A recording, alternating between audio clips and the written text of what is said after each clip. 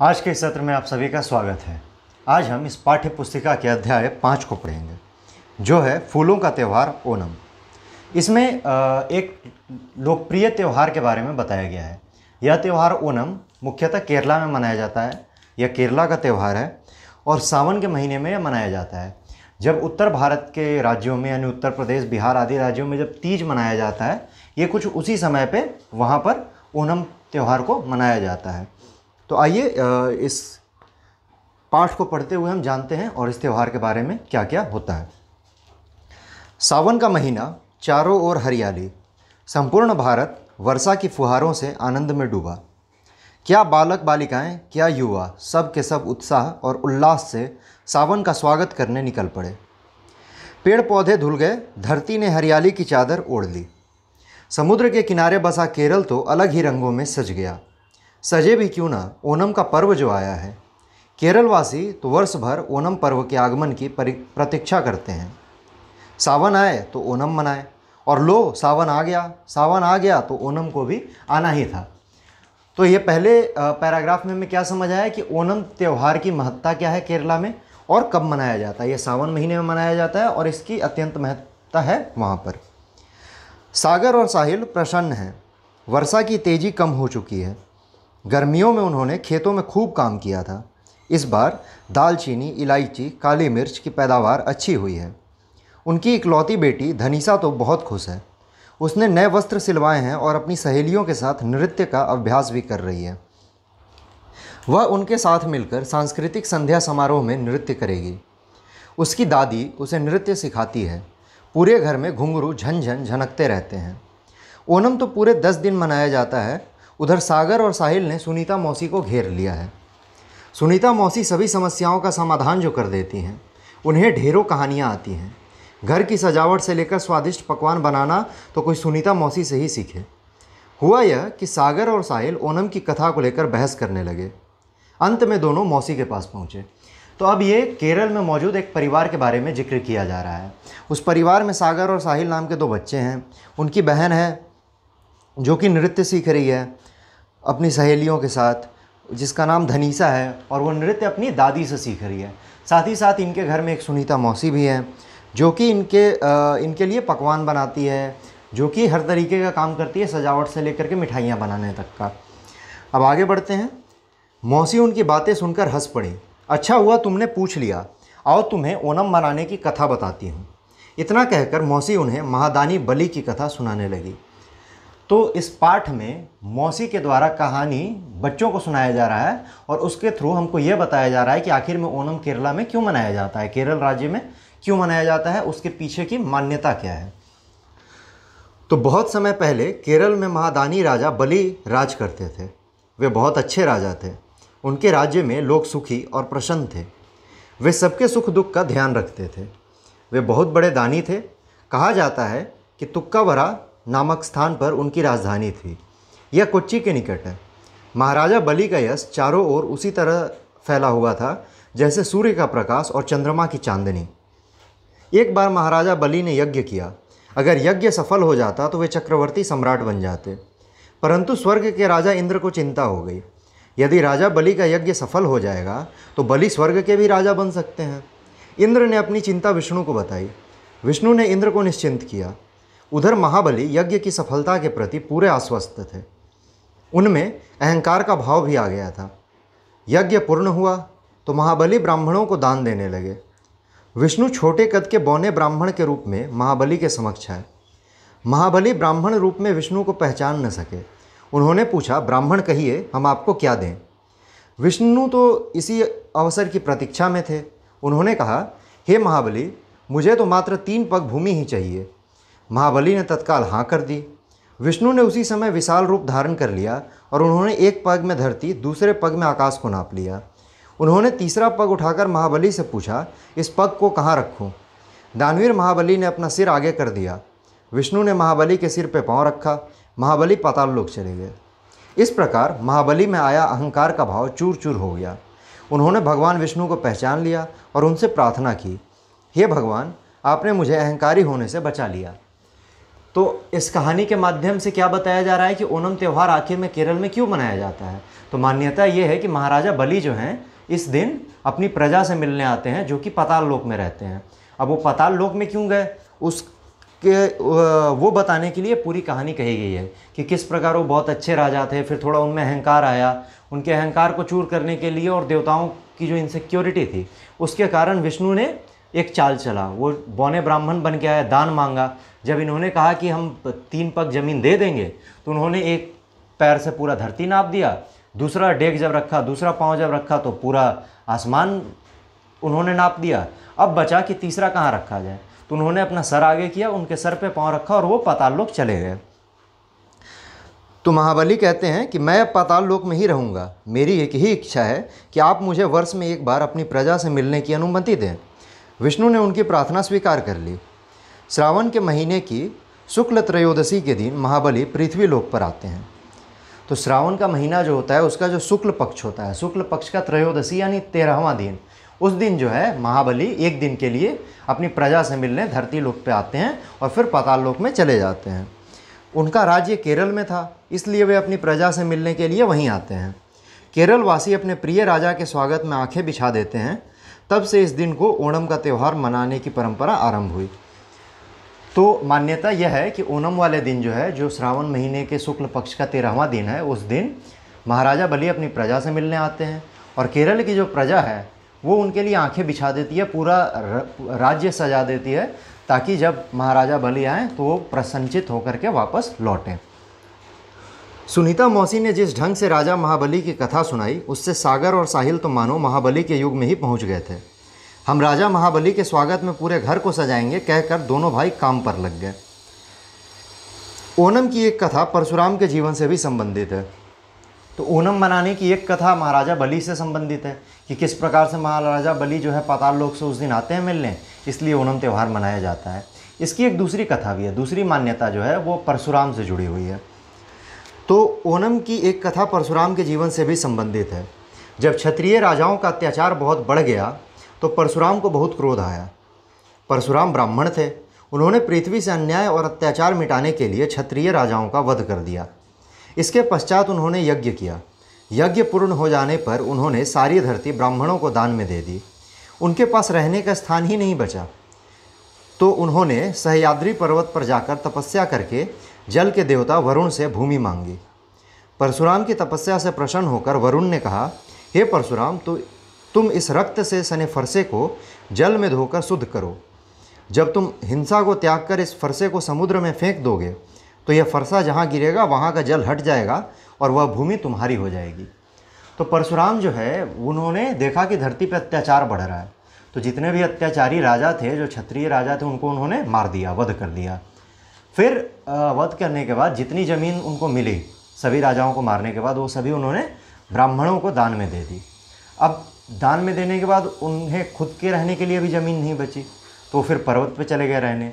वहाँ पे रहते हुए उन्होंने तपस्या की और वरुण देवता, जिनको कि जल का देवता माना जाता है, पानी का देवता, उनसे प्रार्थना की कि उनको ज़मीन दें। तो उन्होंने कहा कि जिस फरसे से तुमने सबका वध किया है उसको धो लो, पवित्र करो और समुद्र में फेंक दो। जहाँ फेंकोगे वहाँ से पानी हट जाएगा और ज़मीन जो होगी वो तुम्हारी हो जाएगी। तो परशुराम ने वरुण देवता के वचनानुसार फरसा धोया और समुद्र में फेंक दिया। वहाँ जो भूमि निकली वह भूमि ही केरल प्रदेश है। यानी कि इन्होंने जहाँ जाकर के फरसा फेंका था वहाँ पे भूमि निकली, जिसको कि आज केरल नाम से जाना जाता है। ऐसी केरल में मान्यता है। आज भी वहाँ तिरुक्वर मंदिर है जिसे परशुराम ने बनवाया था। कहा जाता है कि श्रावण महीने की शुक्ल त्रयोदशी के दिन परशुराम ने इसी मंदिर में भगवान विष्णु की मूर्ति स्थापित की थी। उस दिन से यहाँ भगवान विष्णु की पूजा की जाती है। तब से ओणम त्यौहार मनाया जा रहा है। तो दूसरी मान्यता क्या है कि श्रावण महीने के शुक्ल पक्ष के 13वें दिन जो है परशुराम ने उस मंदिर में विष्णु भगवान की स्थापना कर दी थी। तो इसलिए तिरुवक्कर मंदिर के कारण और वहाँ विष्णु के स्थापन के कारण जो है केरला में उस दिन ओणम त्यौहार मनाया जाता है। ओणम त्यौहार की धूम 10 दिन तक रहती है। त्रयोदशी का दिन ओणम का अंतिम दिन होता है। इसके 9 दिन पहले से घरों की सजावट आरंभ हो जाती है।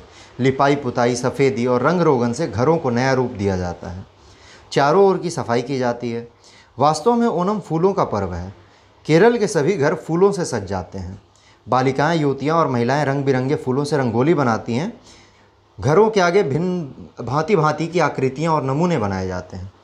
तो त्यौहार किस तरीके से मनाया जाता है आज के समय में केरल में, अब उसका जिक्र हो रहा है कि यह त्यौहार 10 दिनों तक चलता है। त्रयोदशी का दिन आखिरी दिन होता है। तो पहले दिन से ही, यानी कि त्रयोदशी के 9 दिन पहले से ही घरों की सजावट शुरू हो जाती है। साफ़ सफाई, लिपाई, रंग करना घरों को, ये सारे काम पहले से होने लगते हैं। और इसे फूलों का त्यौहार भी कहा जाता है, क्योंकि सारा राज्य जो है वो फूलों से सजा दिया जाता है। उन्हें फूलों से सजाया जाता है। उनको देखकर ऐसा लगता है मानो हम स्वर्ग के सुंदर उद्यानों में पहुंच गए हैं। यानी ओणम के समय पे केरल जो है वो स्वर्ग के समान लगता है। इस रंगोली की विशेषता यह है कि पहले दिन इसे 1 रंग के फूलों से सजाया जाता है, दूसरे दिन 2 रंग से, तीसरे दिन 3 रंग से, और ऐसे कर करके अंतिम दिन में यह 10 रंगों के फूलों से सजाया जाता है। ओणम के 10वें दिन की धूमधाम अलग ही होती है। उत्साह और उल्लास में डूबे केरलवासी प्रातः से ही नए वस्त्र पहनकर पूजा पाठ आदि में व्यस्त हो जाते हैं।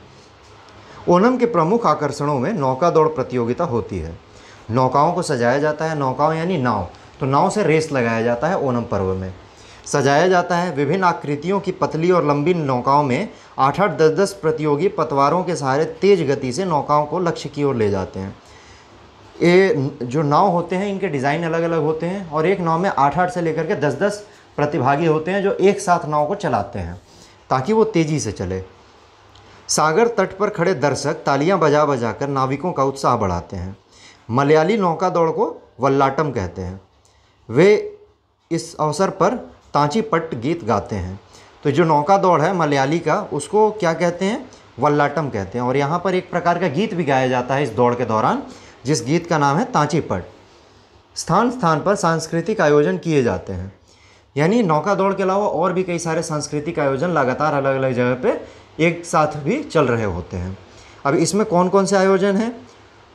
तो तुम्बिनुल, वैफेकेटिकली, कथकली, मोहिनीअट्टम आदि नृत्यों की धूम मची रहती है। इतने प्रकार के नृत्य वहाँ पे प्रस्तुत किए जाते हैं। ओणतल्लू, किलितट्टू और तलपंतु कली आदि अनेक खेलों से ओणम का त्यौहार मौज मस्ती से भर जाता है। तो 3-4 तरीके के अलग अलग प्रकार के नाच गाने, वहाँ पर अलग अलग तरीके के खेल खेले जाते हैं इस त्यौहार के दौरान। महाबली के आगमन के अवसर पर सारा केरल ऐसे सज जाता है मानो धरती पर स्वर्ग का सौंदर्य बिखर गया हो। ऐसी मान्यता है कि अपनी प्रजा को सुख समृद्धि के साथ फलता फूलता देखकर महाबली प्रसन्नतापूर्वक पाताल को लौट जाते हैं। केरलवासी महाबली की विदाई करते हैं। वे अगले वर्ष महाबली के पुनः आने की प्रार्थना भी करते हैं। भारत के प्रत्येक प्रांत में भांति भांति के त्यौहार मनाए जाते हैं। इनके माध्यम से भारत की महान संस्कृति एकता के दर्शन किए जा सकते हैं। तो यानी कि ओणम त्यौहार जो है कुल इस प्रकार से मनाया जाता है, और अंत में लोग जो हैं अगले साल वापस महाराजा बलि को बुलाने की प्रार्थना करके उनको विदा करते हैं। तो इस प्रकार हमारा जो ये पाठ है उसका अध्ययन समाप्त होता है। विश्लेषण भी हमने इसका कर लिया। अब हम इसके प्रश्न अभ्यास की ओर बढ़ते हैं। तो हमारा प्रश्न अभ्यास में पहला जो है वो लिखित प्रश्न है। तो अब हम शुरू करते हैं प्रश्न अभ्यास।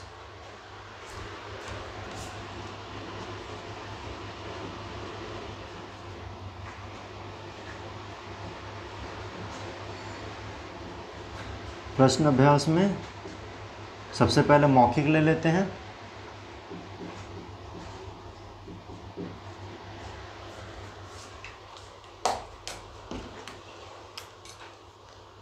मौखिक में क जो है ओणम किस महीने में मनाया जाता है? तो ओणम जो है क,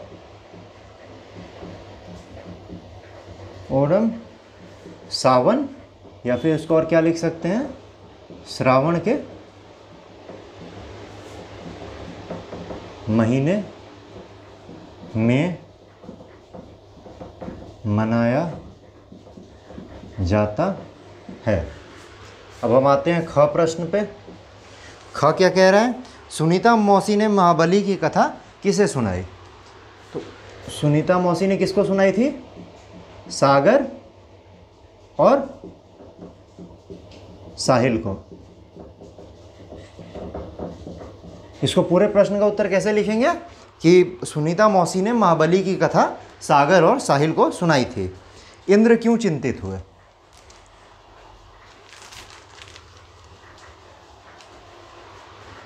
तो ग का उत्तर होगा कि अगर महाराजा बलि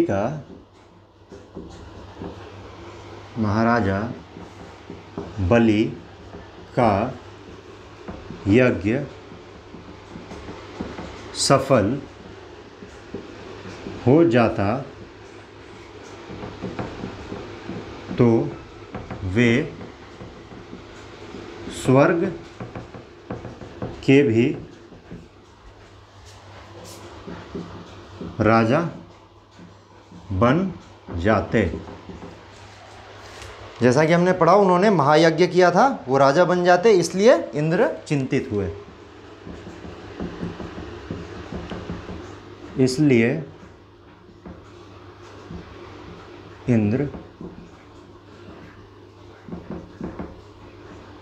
चिंतित हुए। घ में विष्णु ने महाबली से क्या मांगा? उन्होंने क्या मांगा था? वो एक ब्राह्मण के रूप में आए थे और 3 पग जमीन मांगी थी।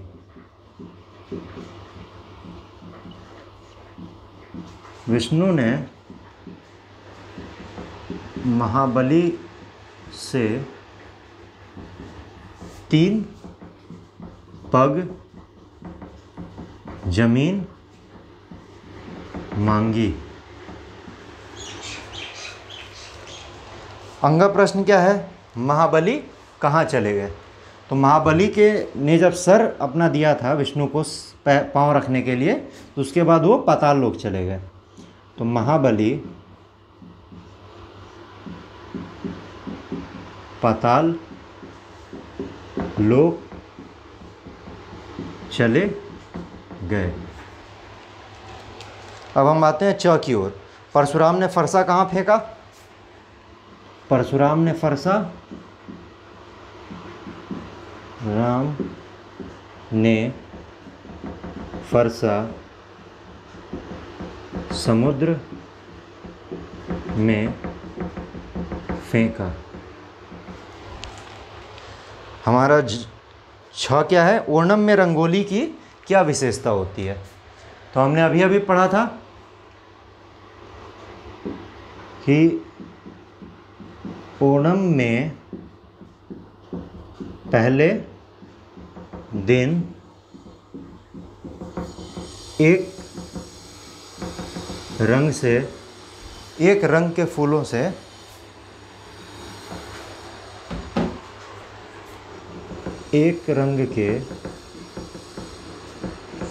से रंगोली को सजाया जाता है। दूसरे दिन 2 रंग के फूलों से।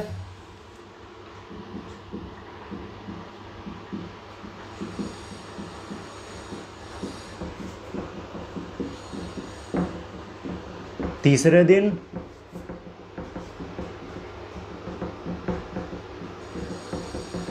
3 रंग के फूलों से।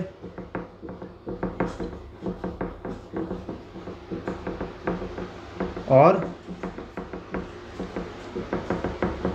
इसी प्रकार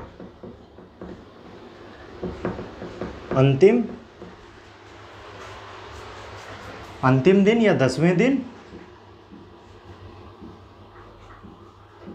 10 रंग के फूलों से रंगोली को सजाया जाता है। रंगोली को सजाया जाता है। ये हो गया हमारा प्रश्न का उत्तर। इसके बाद अब हम लिखित प्रश्न की ओर बढ़ते हैं। लिखित प्रश्न का पहला प्रश्न है, ओणम के अवसर पर केरल में किस तरह का दृश्य दिखाई देता है?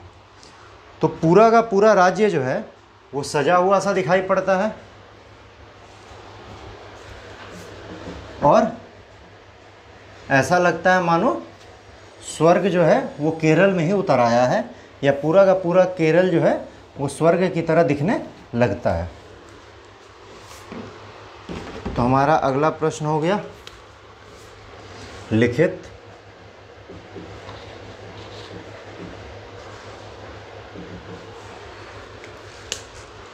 लिखित का जो क प्रश्न है कि ओणम के अवसर पर केरल में किस तरह का दृश्य दिखाई देता है।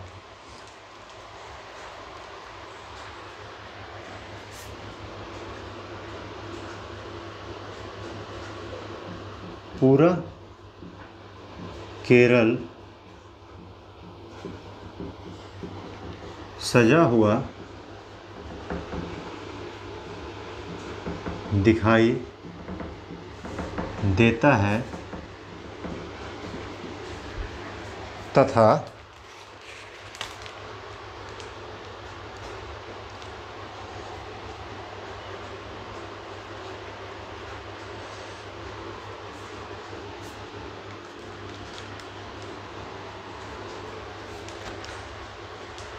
पूरा केरल, ये पूरा जवाब हम लिखेंगे ओणम के दिन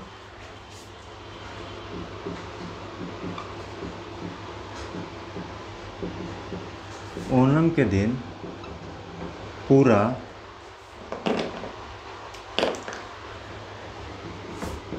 केरल सजा हुआ होता है, मानो कि स्वर्ग का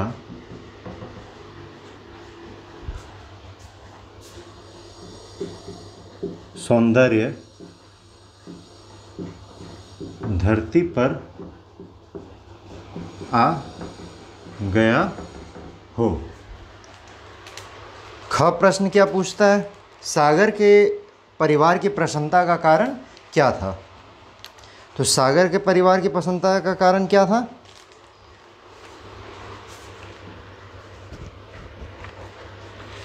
क्योंकि उनकी पैदावार अच्छी हुई थी।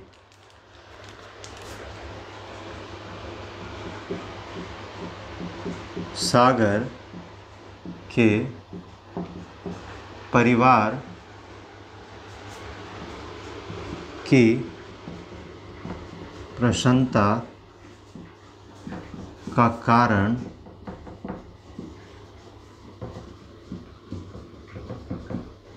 ओणम त्योहार तथा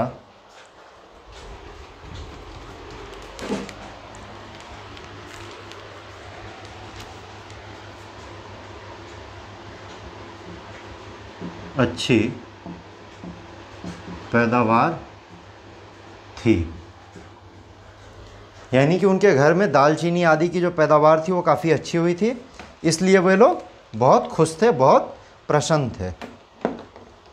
अब हम आगे बढ़ते हैं अपने ग प्रश्न की ओर। तो ग प्रश्न क्या पूछ रहा है हमारा कि महाबली कौन थे और उनके 2 गुण बताइए।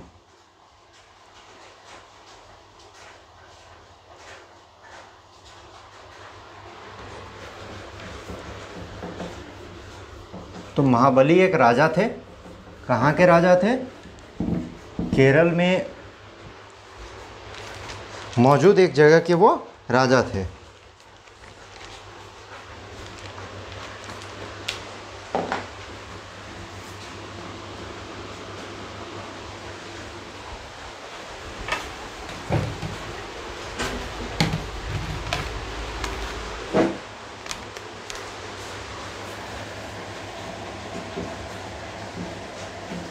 महाबली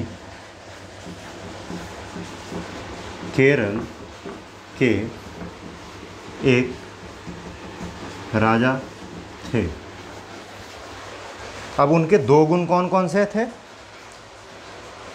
उनका पहला गुण था कि वे सबके सुख दुख का ख्याल रखते थे। उनके 2 गुण निम्न लिखित हैं। पहला क्या है?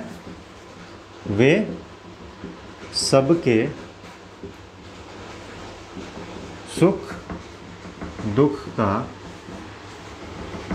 ख्याल रखते थे। दूसरा क्या है?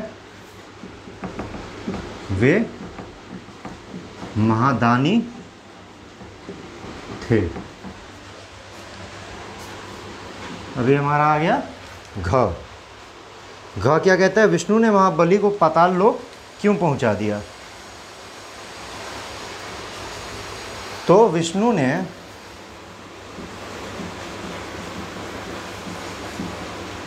महाबली के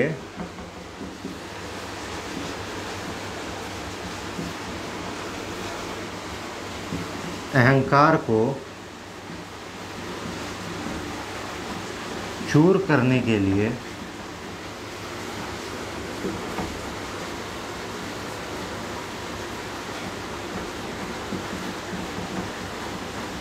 उन्हें पाताल लोक भेज दिया। ये हो गए हमारे चारों जवाब। अब हम आते हैं अपने अंगक के ऊपर। पांचवा जो सवाल है, महाबली ने एक दिन पृथ्वी लोक पर आने की इच्छा क्यों व्यक्त की? वो इसलिए आना चाहते थे क्योंकि वो अपनी प्रजा से मिलना चाहते थे।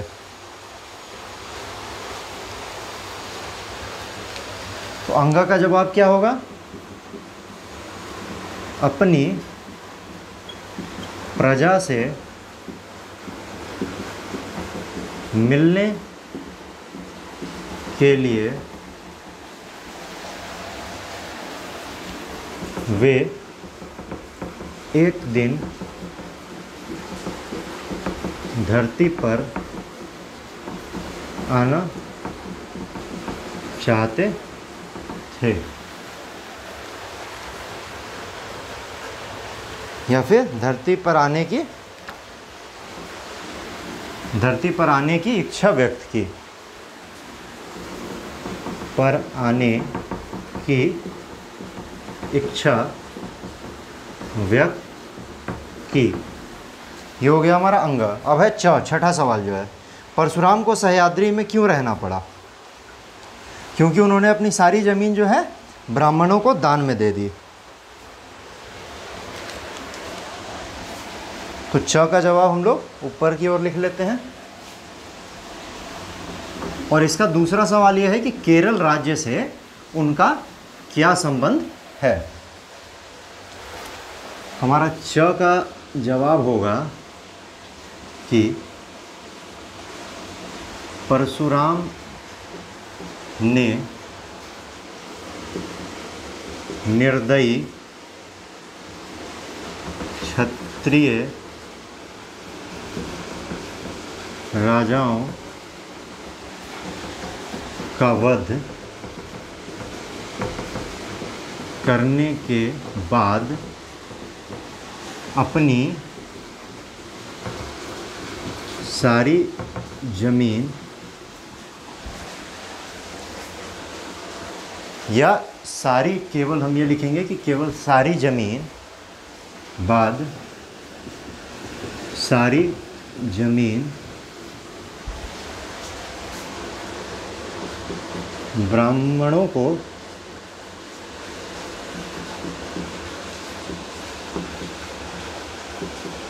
दान कर दी। उनके पास रहने के लिए जगह नहीं बचा। उनके पास रहने के लिए जगह नहीं बचा, इसलिए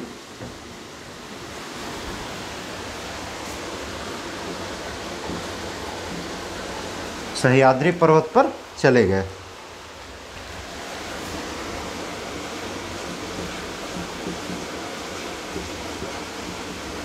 पर्वत पर रहने लगे, या फिर इसलिए उन्हें सह्याद्री पर्वत पर रहना पड़ा, इसलिए उन्हें सह्याद्री पर्वत पर रहना पड़ा। अब इसका जो दूसरा भाग है सवाल का कि उनका केरल राज्य से क्या संबंध था, तो जैसा कि हमने पाठ पढ़ते वक्त पढ़ा था कि मान्यता यह है कि उन्होंने जहाँ पे फरसा फेंका था अपना, वहाँ से जो ज़मीन निकली वो हम केरल राज्य के नाम से जानते हैं। तो मान्यता के अनुसार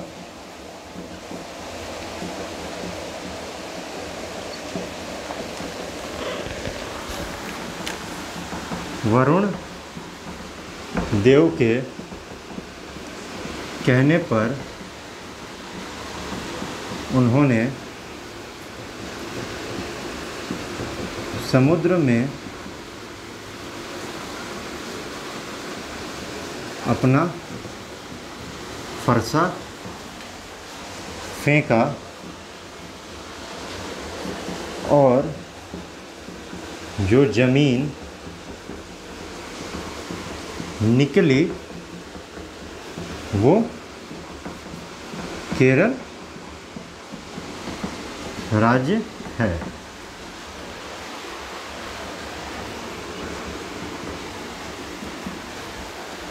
तो ये मान्यता है उनको लेकर के। अब हम बढ़ते हैं अगले प्रश्न की ओर, जो कि है आशय स्पष्ट करने का।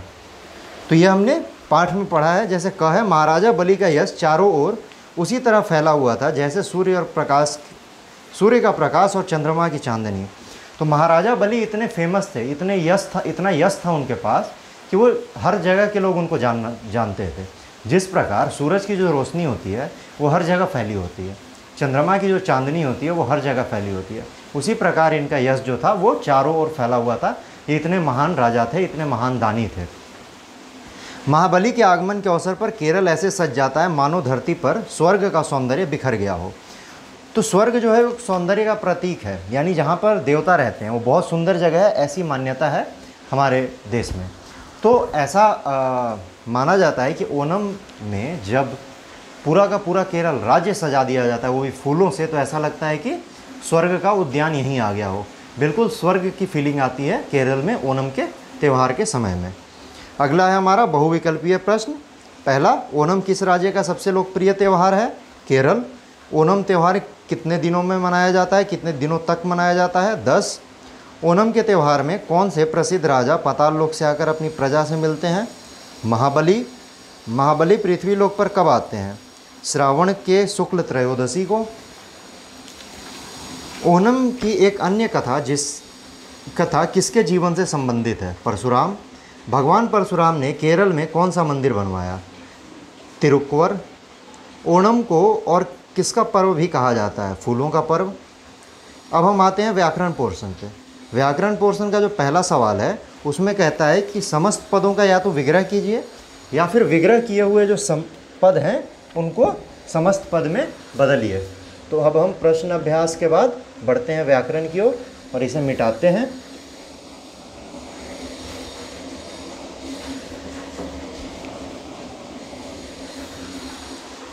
तो हमारा अगला हो गया व्याकरण।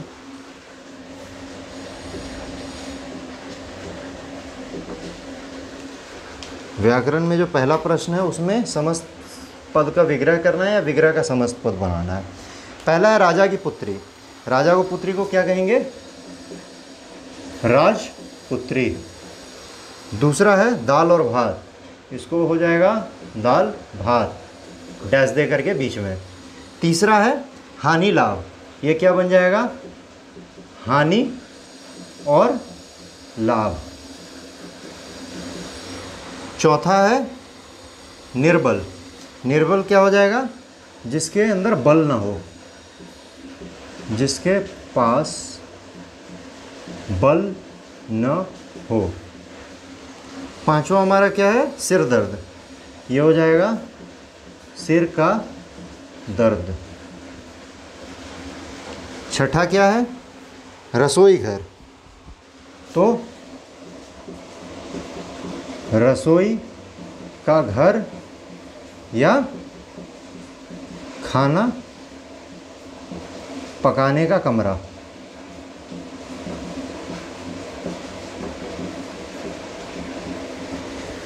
समस्त पद उसको कहते हैं जब किसी एक्सप्लेनेशन का कोई छोटा शब्द बना दिया जाए, जैसे कि राजा की पुत्री, राजपुत्री। और जब कोई समस्त पद को एक्सप्लेन कर दिया जाए तो उसको विग्रह कहते हैं, समास विग्रह। जैसे कि सिर का दर्द, सिर दर्द को हमने क्या किया, सिर का दर्द बना दिया। अब हम बढ़ते हैं अपने दूसरे प्रश्न की ओर। दूसरा प्रश्न कहता है कि निम्नलिखित शब्दों में संधि कीजिए। ये हम लोग इसको क ख कर देते हैं, क ख ग भ अंग च छ। ठीक है, ये दाल भात, हानि और लाभ, 4 में निर्बल, 5 में सिरदर्द, 6 में रसोई घर, ये दोनों एक ही है। अब हम आगे बढ़ते हैं प्रश्न नंबर 2 की ओर। प्रश्न नंबर 2 में क्या कह रहा है कि 2 शब्दों को आपस में मिला करके कोई एक शब्द बना रहा है। जैसे सती प्लस ईस, क्या बन जाएगा, सतीश। तो क हो गया सतीश। दूसरे का ख क्या है, ख है सदा प्लस एव, ये क्या बन जाएगा, सदैव।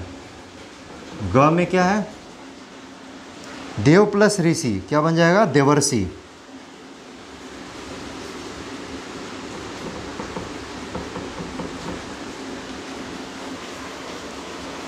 उसके बाद अति प्लस अधिक, ये हो जाएगा अत्यधिक,